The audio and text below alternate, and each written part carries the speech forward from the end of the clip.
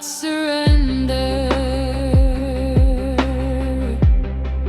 There will certainly be a Assalomu alaykum qadrli kuzatuvchilar, sizlar bilan Selonia. Bugun biz Hater Unya nomi bilan tanilgan YouTuber Malika bilan suhbat olib boramiz. Avvalambor assalomu alaykum, 3000 ta obunachiga oz qoldi. Bu bilan sizni chin qalbimdan tabriklayman. Hammaga hello, that's me, Hater Unya.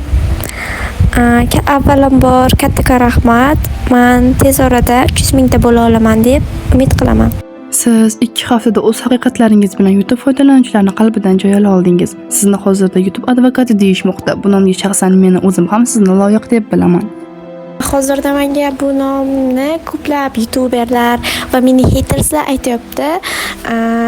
Ba'zilar esa YouTube'ga kelganingizdan keyin haqiqatlar ochildi deyapti.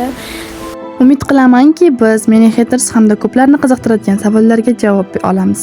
Hozirda ayniqsa Tayomizu hamda Ruyxonju muxlislari e'tiboriga tushgansiz. Ular buni sizni ko'tarilish uchun qilyapti deb aytmoqda. Bu fikrlarga qanday izoh berasiz? Bu balkim ularning o'zlari uchun to'g'ridir. Ammo men hech qachon hech kimdan foydalanmaganman. YouTube'ga kirib kelganimda meni birinchi nishonlarim faqat ular edi, ya'ni Ruyxonju, Tayimitsu shular edi. Ammo bir necha kundan so'ng haqiqatlarni ochishni xohladim va yo'nalishimni ozroq change qildim. Ko'pchilikka qiziq, nega sizning nishoningizda asosan Tayimitsu hamda Ruyxonju? Men ko'plab YouTuberlarni tanimayman va ular o'zlaridan YouTube queenini yasab olishgan, xuddi YouTube'da ulardan boshqa odam yo'qdek. Fandomi ham. Buni to'xtatishni xohlayman. Hozirda qizg'in bahslar bormoqda. Nima uchun Hater Unya aynan haterlikni tanladi? Chunki agar siz Ruyxonju yoki Tayimitsu muxlislaridan biri bo'lganingizda ham oson mashhurlikka erishgan bo'lar edingiz. To'g'ri yo'lni tanladim deb o'ylayman, chunki endi menga yolg'ondan paxta qo'yish, unga diva, my aura, u bu tuda-suda deb gapirish umuman yoqmaydi, masalan kimgadir qilish. Va haterlikni tanlaganim esa bu haterlik deb o'ylamayman men. Bu prosta YouTube'ga kerak bo'lgan haqiqatlar deb o'ylayman.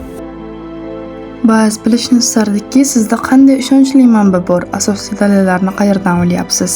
Men ideyalarimni ham o'zim o'ylayman, ammo ba'zi videolarni boshqa bir qiz menga tayyorlab bergan. Faqat o'sha Ruyxonju live videosi va oxirgi short ismidagi video. Bu videoni men YouTube ma'lumotlariga asoslanib topdim. Armijon qiz o'ylamoqdaki, sizni Tayimitsuda adovatingiz bor ekan. Adovat? Yo'q, aslo. Ularda adovatim yo'q. Men shunchaki haqiqat uchun kurashyapman. YouTube'da hamma baby YouTuberlar o'z o'rnini topish uchun qo'limdan kelganini qilyapman. Sizning kommentlaringizni kuzatganimda deyarli 90% komment sizni qo'llab-quvvatlamoqda, ammo oralarda juda ham jirkan so'zlar bilan haqoratlar ham bor. Siz bilasizki, Tayimitsuning muxlislari ko'p. Aytishlaricha, unga qarshi chiqish uchun katta do'q bo'lish kerak emish. Bu haqida qanday fikrdasiz? Menimcha odam bunga ozroq kallasini ishlatsa, aniq javobni topa oladi. Va menga hozirda ko'plab savollar kelyapti. Ya'ni Tayimitsu bilan Ruyxonju comeback qilganda ham sizning akkauntingiz faoliyatini olib boradimi? Meni akkauntim doimiy ravishda faoliyatini olib boradi. Agar menga boykot e'lon qilinsa va men YouTube'dan akkauntimni o'chirib ketsam, men yana qayta ocha olaman deb o'ylayman. Demak, bizning Hater Unya osonlikcha taslim bo'ladiganlardan emas. Bugungi intervyuimiz juda ham ajoyib o'tdi. Sizga barcha savollarimizga javob berganingiz uchun rahmat aytaman. Va sizdan yangi haqiqatlarni kutib qolamiz. Barcha ishlaringizda omad. Xayr, sog' bo'ling. Bu videoda savollaringizga javob oldingiz deb o'yladik. Bu video hech kimni hate qilish yoki ustidan kulish uchun olinmadi. Yangi intervyular chiqishi uchun bizdan uzoqlashmang. Albatta, podpiska tugmasi bilan like tugmasini bosib qo'ying. Barchaga omad. Xayr.